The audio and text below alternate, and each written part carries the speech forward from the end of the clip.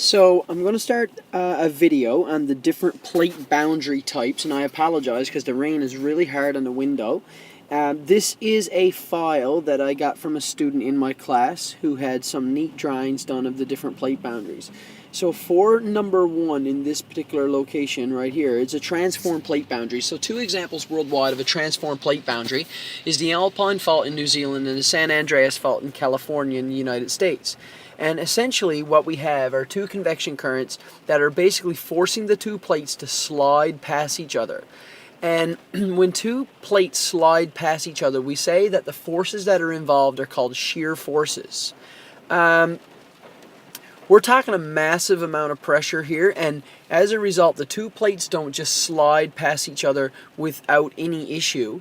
They're kind of like up against each other. It's almost like cogs in a wheel, so they're kind of wanting to slide past each other, but they really don't have the option to do it. So the pressure builds up and the pressure builds up and the pressure builds up due to the convection currents below putting pressure on it. Eventually it can't take no more, so the 2 plates let go and they shift, and that creates an earthquake, a shallow focus earthquake. Because there is no magma involved here, no lava involved here, then absolutely no volcanoes at all at this plate boundary. The only thing is that when the 2 plates actually slide past each other, there is a lot of pressure and there is a lot of friction and hot chemical fluids. So it's safe to say that anywhere along the transform plate boundary, you can possibly get some low-grade metamorphism taking place.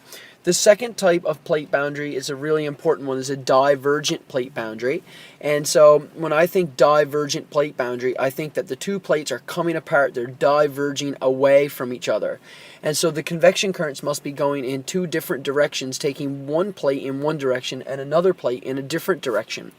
So basically what you have is a magma chamber that's pushing up on the edges of the 2 plates in the middle, and as they push up on the 2 plates, they create a ridge. Magma comes up and comes out of a volcano along the ridge. So you can imagine there's going to be multiple volcanoes the whole way along a ridge. And that is responsible for helping the process of seafloor spreading. So I often get the question that if the 2 plates are moving apart, what is filling in the hole that's being created? And the answer is the lava that comes out of the volcanoes creates new rock and therefore helps the seafloor spreading take place. So in this particular diagram, we have a scenario of the Atlantic Ocean, and on one side we have Ireland and Europe, and on the other side we have St. John's, Newfoundland, and the rest of North America. And you can actually see that we have our mid-Atlantic ridge, and we have the ocean, the Atlantic Ocean, getting bigger at a rate of about 2 centimeters per year. So this is all due to the direction that the convection currents are going in.